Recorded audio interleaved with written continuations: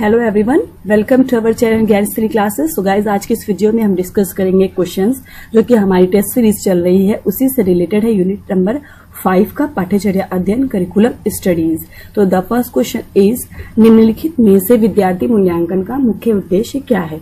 यानी जब हम विद्यार्थियों का मूल्यांकन करते हैं तो उसका मेन पर्पस क्या होता है। इसका राइट ऑप्शन है ऑप्शन ए, विद्यार्थियों की विशिष्टताओं को परखने के लिए क्रमबद्ध रूप से सूचना एकत्र करना। यानी यहाँ पर हम ये जानना चाहते हैं कि विद्यार्थियों की विशेषताएं क्या है, उनकी स्ट्रेंथ क्या है, उनकी वीकनेसेस क्या है।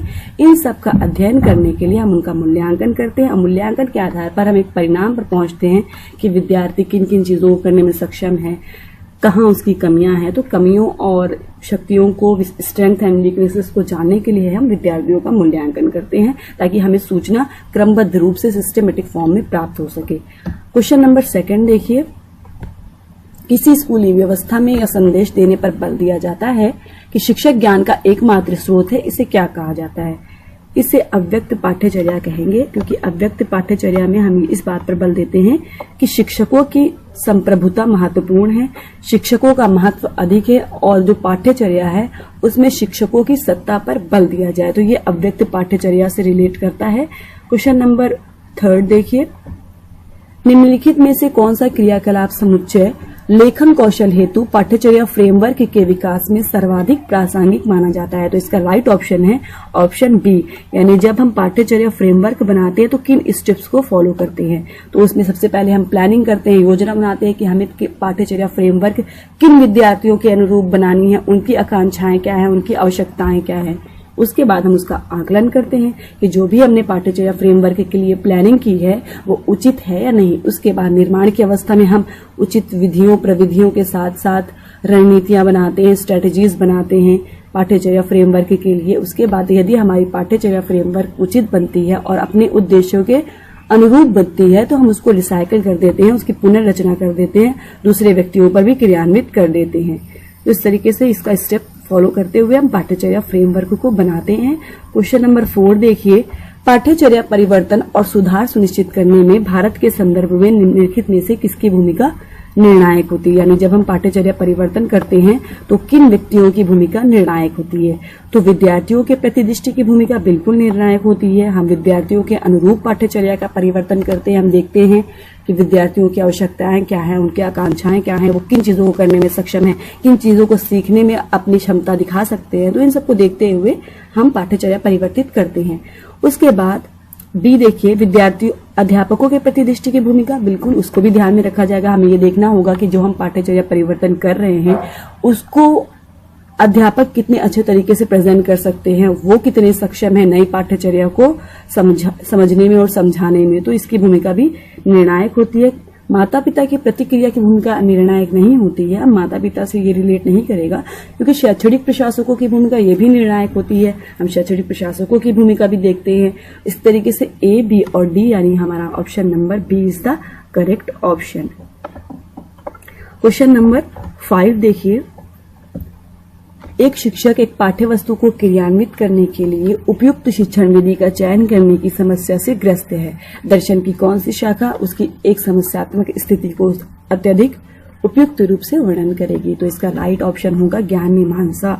ज्ञान मीमांसा में हम देखते हैं कि हम किस तरीके से उचित शिक्षण विधियों का, उचित प्रविधियों का चयन कर सकते हैं। तो इस तरीके से ये हमारी रणनीतियों के चयन में सहायक होती है ज्ञान मीमांसा। और जो हमारी मूल्य मीमांसा होती है वो हम देखते हैं कि छात्र का अनुशासन क्या है, उसकी डिसिप्लिन वो फॉलो कर रहे हैं नहीं है, उसका मूल्य व आचार क्या है। तो इस तरीके से हम देखते हैं मूल्य मीमांसा के अंतर्गत। और रणनीतियों का चयन करना है या फिर हमें शिक्षण विधियों का चयन करना है तो ये ज्ञान मीमांसा से रिलेट करता है। क्वेश्चन नंबर 6 देखिए, निम्नलिखित में से किसी परिवर्तन को प्रवर्तन में लाने के क्रम में पाठ्यचर्या त्रिकोण के शीर्ष पर रखा जाता है। तो इसका राइट ऑप्शन है ऑप्शन ए, अनुदेशात्मक उद्देश्य परिवर्तन।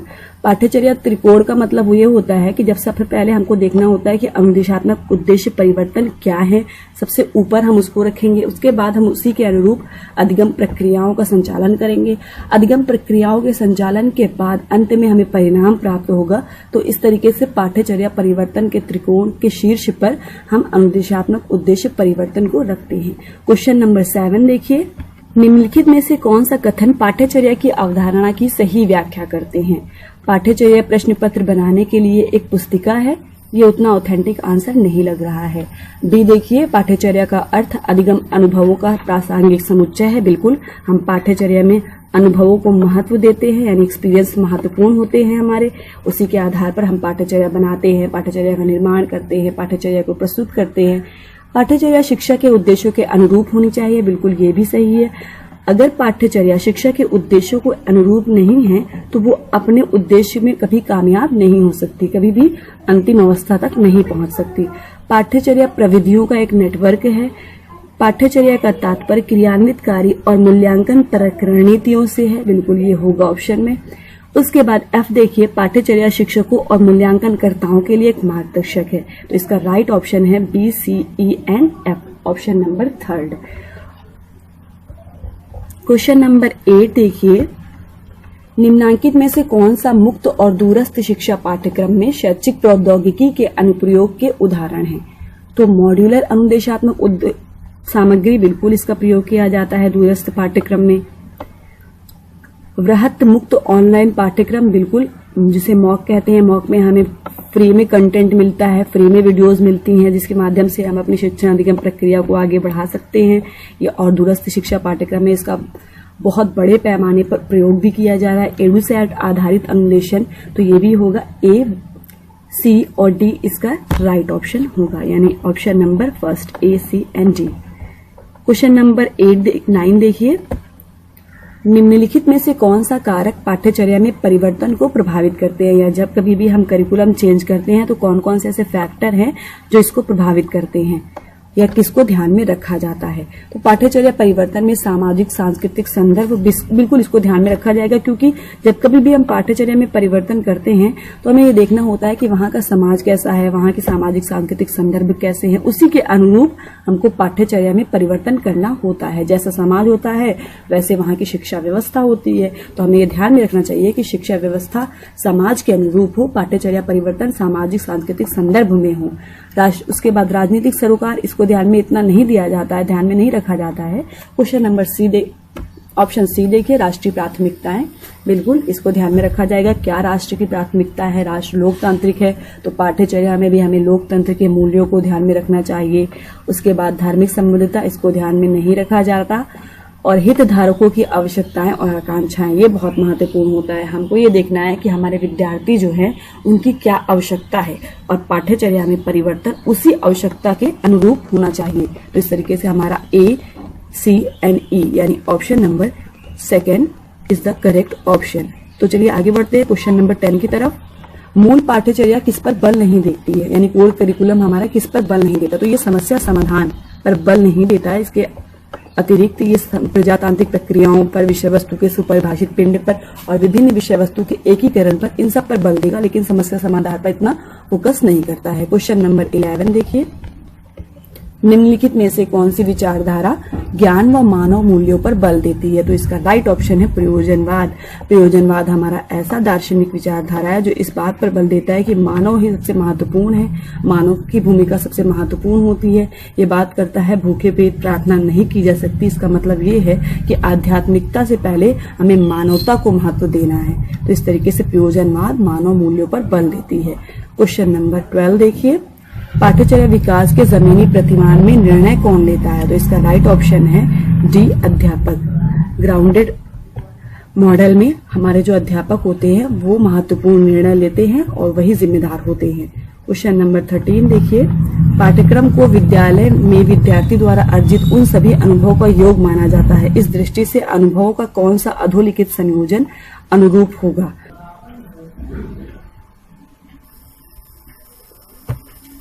ऑप्शन बी 1, 2, 3, यानी नियोजित तथा ज्ञात अनुभव। बिल्कुल इसमें प्लान एक्सपीरियंस आते हैं, यानी हम ये सीखते हैं कि हमें आज यूनिट 5 कंप्लीट करना है। जैसे मान लीजिए यूनिट 5 पाठ्यचर्या अध्ययन है, तो इसे आज जाकर के कॉलेज या फिर लेक्चर के माध्यम से हमें इसे कंप्लीट करना है। तो ये नियोजित तथा ज्ञात अनुभव हम जानते हैं।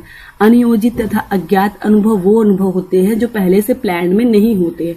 हम वहां पाठ्यचर्या अध्ययन पढ़ने गए लेकिन वहां पर दूसरा कोई अलग सा विषय पढ़ाया जाने लगा और हम उसी से रिलेटेड क्वेश्चन करने लगे। तो ये अनियोजित तथा अज्ञात अनुभव जो कि पाठ्यचर्या में समाहित होते हैं, विद्यार्थियों के अनुभव से संबंधित होते हैं। और थर्ड पॉइंट जो है पाठ्यक्रम सहगामी क्रियाओं के आयोजन के समय प्राप्त अनुभव, ये तो होगा ही। वे दिए गए अनुभव जो सृजनात्मक दृष्टिकोण को बढ़ावा देते हैं, ये नहीं होगा क्योंकि दिए गए अनुभव से संबंध रखता है, ना कि वर्तमान अनुभव से और विद्यार्थियों के अनुभव से। तो इसका राइट ऑप्शन होगा 1, 2, 3 बी, ऑप्शन नंबर बी। तो इसी तरीके से आगे बढ़ते हैं। क्वेश्चन नंबर 14 देखिए, इसमें बात कही जा रही है निम्नलिखित में से पाठ्यचर्या निर्माण के किस उपागम में रचनावादी अभिमुखीकरण स्पष्टता दिखाई देता है। रचनावादी अभिमुखीकरण यानी कंस्ट्रक्टिविस्ट अप्रोच जो है किस चीज में दिखाई देगा।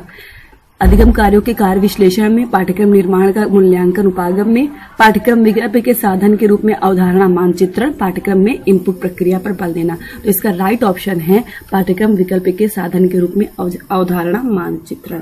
इसको समझिए, जो हमारी रचनावादी उपागम होता है या कंस्ट्रक्टिविस्ट अप्रोच जो होता है, इसमें हम कॉन्सेप्ट मैपिंग की बात करते हैं। इसमें हम इस चीज पर बल देते हैं कि छात्र अपने अनुभव के माध्यम से स्वाधिगम कर सके और ज्यादा से ज्यादा सीख सके। साथ ही साथ जो एक शिक्षक होता है वो यहाँ फैसिलिटेटर की भूमिका निभाता है और ऐसी परिस्थिति का निर्माण करता है कि छात्र अपने अनुभवों से अपने कॉन्सेप्ट मैपिंग का निर्माण कर सके, संप्रत्यों को सीख सके। तो रचनावादी